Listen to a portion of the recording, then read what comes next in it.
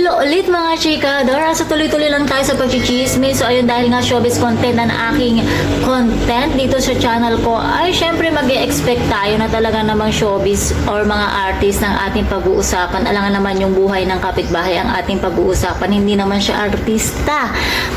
So kasi sabi ng iba parang ayan, so ano lang, for the views lang. Syempre po, napaka-ipokrita ko naman kung sabihin kung ayaw kong magkaroon ng views ang channel ko, diba? Kaya nga ako gumawa ng YouTube channel na pang showbiz para mag-expect ako na kahit pa paano is merong manood. So ayan, ganun po yun, no? So, eto nga, meron akong nasagap kasi dito na balita kasi nag-trending din dito yata, about sa isang kapamilya na magbabalik di umano. Ayan, isa siyang kapamilya na magbabalik at wala pong iba kundi, ayan.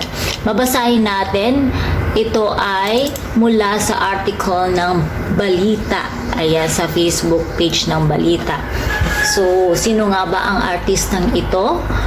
Walang iba kundi si Miss Toni Gonzaga. Ayun, Toni Gonzaga, usap-usapang babalik sa ABS-CBN by Richard De Leon. So, nag-trending sa X ang Toni at ABS-CBN itong Lunes ng gabi, November 13. So, kung titignan ang mga expos tungkol dito, ang dahilan pala ay ang chikang di umano magbabalik si Ultimate Multimedia star Toni Gonzaga sa kanyang dating homework.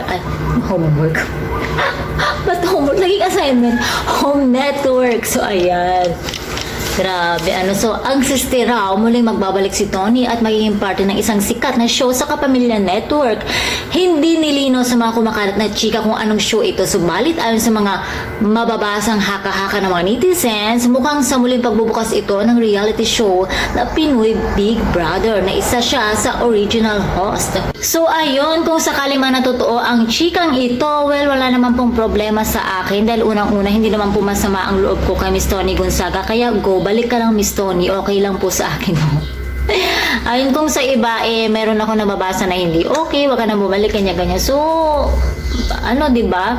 Parang let's spread love, not hate. Ayan. So, wag tayong magtanim ng sama ng loob sa mga artista dahil unang-una, hindi naman po tayo kilala ng mga yun. Ayun, yun lang para sa akin. So, okay lang na bumalik siya.